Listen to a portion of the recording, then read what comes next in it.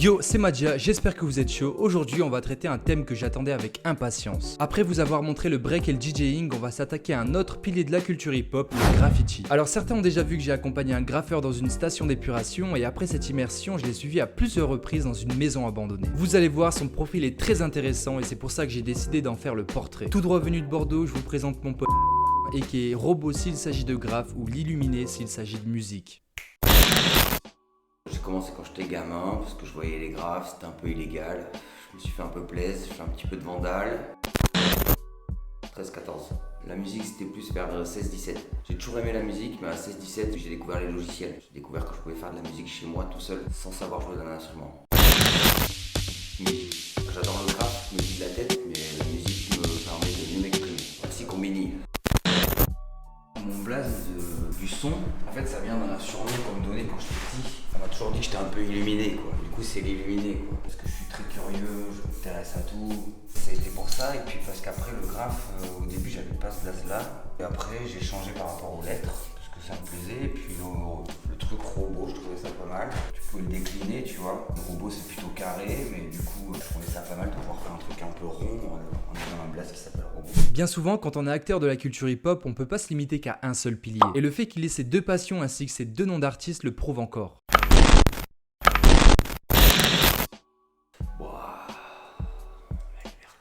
Non, le graphe, non, je suis tranquille, je me fais plaisir. Aujourd'hui, je graffe plus pour la fame ou le machin, je graffe juste pour me régaler. Je prends des spots à la con, perdu dans la campagne et je me fais plaisir. Je le fais pour moi, passer un bon moment, respirer de la bombe, m'intoxiquer quoi. Bah, ça n'a rien à voir. La musique, ça me permet d'exprimer, le graphe, ça me permet de rejeter la philosophie, Voltaire, Camus, être ou ne pas être. C'est la question, mais c'est deux cons derrière moi, qu'est-ce que tu veux? Comment tu veux que je fasse ça avec ces deux cons? On s'en va. Bon bah, tiens, voilà. Ça fait de mon cœur, Amaury. Oui. Je tiens à dire que je t'aime, mon pote. Moi aussi, Chips. En réalité, la question n'était pas évidente du tout et c'est dur de se prononcer sur son ressenti à propos de plusieurs passions. Il y a vraiment tellement d'éléments à prendre en compte. Ensuite, avant de s'intéresser à son style, il y a une chose qui m'a intrigué, sa vision du graphe. Alors que pour certains, le but est de faire des graphes de plus en plus grands sur des endroits très risqués où un maximum de monde peut le voir, lui décide de le faire dans des endroits reculés. Mais le but n'est-il pas d'être vu ou de faire véhiculer un message? J'essaye de pas niquer, je vais pas aller lâcher en je vais pas niquer les vieilles pierres quoi. Donc j'essaie de trouver des endroits abandonnés où ça fait chier personne. Non. C'est la démarche que j'ai depuis que j'ai repris le graphe. Quand j'ai commencé, j'avais pas du tout cette démarche. Quand tu commences le graffiti, t'es en mode tu vas à fond quoi. T'es un gamin, t'as envie d'en foutre partout quoi. Avec le fond, moi ça me fait trop. Franchement, ça me fait grave. Ça fait 30 ans que je veux me taper un truc avec la tapisserie comme ça en plus. Et du coup, t'as pensé ton design par rapport à la tapisserie ou? Bah pas vraiment en fait, j'ai trouvé le spot, j'ai maté le truc, direct cette pièce elle m'a flashé. J'avais des tapisseries un peu vieillot comme moi, après j'ai dessiné, j'ai senti le truc et voilà quoi. En fait moi je suis tout le temps en train de guetter, du coup je guette le bord des routes, et dès que je vois un endroit qui m'intéresse, hop j'y retourne, je viens voir sans les bombes, comme ça au cas où je croise quelqu'un ou qu'il y a quelqu'un qui vient me parler, comme ça je leur parle pas, je sais qu'il faut pas y aller quoi. En plus de ces explications, il m'a dit qu'il a fait exprès de graffer à l'intérieur pour ne pas attirer trop de monde. En fait, si le spot est repéré par des graffeurs, certains vont graffer à l'extérieur, ce qui va amener encore plus de graffeurs, mais pas que, vous l'imaginez. Maintenant, on va s'intéresser à son style de graphe. Et d'ailleurs, quand on regarde ce qu'il a déjà fait sur son Instagram, on constate qu'il n'y a pas de visage, pas de personnage, etc. Et c'est une de ses caractéristiques. J'ai tenté quand j'ai commencé le graphe, parce que quand tu commences en général, tu sais, tu recopies ce que tu vois, c'est de refaire des trucs que tu as déjà vu. Alors d'un, j'y arrivais pas, et après j'ai développé mon graphe, et au final c'est pas du tout le style de graphe que moi j'aime. J'aime bien quand c'est un peu genre cartoon, tu vois. Ouais, cartoon, c'est très coloré, mal fait, bien fait, des trucs comme ça. Un peu ignorant style, j'aime beaucoup.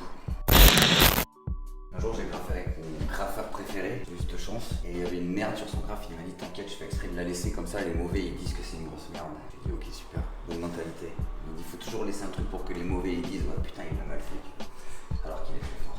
Tu vois, c'est pas parfait mais je m'en bats les couilles. Rien n'est droit, après moi quand je fais ma 3D, elle est fausse, complètement fausse de A à Z tu vois, mais je la reprends pas tu vois. Je cherche pas à faire tout parfait, là, tu fais des gros contours, comme ça masque les bêtises. La technique du gros contour. Beaucoup de graffeurs utilisent, mais il n'y en a aucun qui le dit, il n'y en a aucun qui l'assume. Moi je sais que je fais des gros contours parce que je gère pas. Alors ça va, des fois j'arrive à faire des trucs plus fins, tu vois, mais Après, le style de graphe que je fais, t'as pas besoin de faire des trucs très fins, tu vois. Tu vois, là, normalement, je devrais pas remplir tout ça en noir. Mais là, je vais faire comme ça. Tu vas remplir. Et je vais tout remplir en noir. Du coup, mon ombre, elle est fausse. Tu vois, là, mon ombre, non, une ombre portée. Si la lumière venait de là, il y a une ombre que là. Il devrait y avoir une ombre qui est ici. Ouais. Mais je vais pas me faire chier, je vais tout faire en noir. Puis je sais pas, je fais une tête de mort. Un truc comique. Je vois que c'est ton moment préféré. Ouais, c'est ça. Quand je dégueulasse tout, je captais que c'était au feeling. En fait, il y a trop ce truc-là où tu te reconnais dans toutes les disciplines du hip-hop. En fait, tu peux toujours faire un truc bien préparé ou un truc ultra freestyle, tu vois. Et moi, c'est ça que j'aime bien. J'aime autant le graphe freestyle que le truc. J'aime bien les beaux trucs aussi, tu vois. Je dis pas que ce que je fais c'est moche, tu vois. C'est parce que je dis. J'aime bien quand des fois ça part un peu en sucette. À travers ses propos, il a mis en évidence quelque chose qui me semblait normal pour le break. Il y a certains b-boys qui font des passages et d'autres qui font du freestyle. Par contre, j'avais jamais pensé à associer ce rapport au graffiti alors qu'en y réfléchissant, dans tous les domaines du hip-hop, on le retrouve. Prenez par exemple le rap et les impros. Par contre, peu importe la discipline, même s'il y a du freestyle, chaque mouvement peut être réfléchi. Tu vois, je fais sortir des trucs, je fais rentrer des trucs. Là, je sais que ça se mélange, bam bam. Moi, je les trouve grave moche.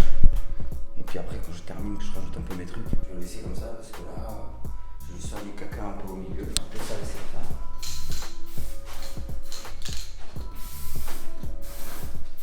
A l'inverse, même si on a déjà pensé à ce qu'on peut faire, on a le droit de modifier.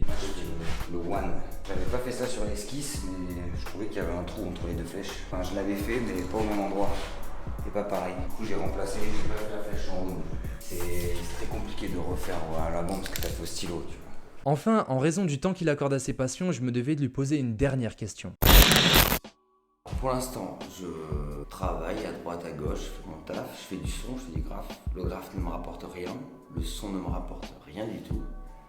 Mais je sors un album bientôt qui s'appelle Migration. Je vous ai partagé son univers du graphe et je vous invite fortement à aller découvrir son univers musical. D'ailleurs, le lien de son SoundCloud est dans la description. Vous allez voir, son album Migration va vous faire voyager à travers différents styles musicaux. Je vous laisse aussi son compte Instagram si vous souhaitez en apprendre plus sur Robo. C'est vraiment quelqu'un que j'ai adoré suivre lors de ses graphes en Vandal et je pense que je vais le refaire avec d'autres artistes. En fait, j'adore l'adrénaline que ça apporte. Tu sais que tu es en train de faire quelque chose de légal, enfin pas trop légal, mais tu vois, tu fais ton graphe et t'as besoin de le finir. Et franchement, c'était trop marrant de se retrouver dans cette maison, de mettre mon setup tranquillement, les petites lights, etc. posées pour l'interview. Bref, j'ai déjà quelques idées sur des artistes aux univers totalement différents que je pourrais suivre et j'ai hâte de vous les présenter, s'ils acceptent, bien sûr. En tout cas, j'espère que ce portrait vous a plu et si c'est le cas, n'hésitez pas à partager la vidéo et à vous abonner pour suivre l'aventure. C'était Madia, portez-vous bien jusqu'à la semaine prochaine. Si tu me vois me rouler à terre, que je trouve mes baskets, que je tourne dessus en te faisant bouger la tête, c'est que j'ai trouvé la paix. Peace!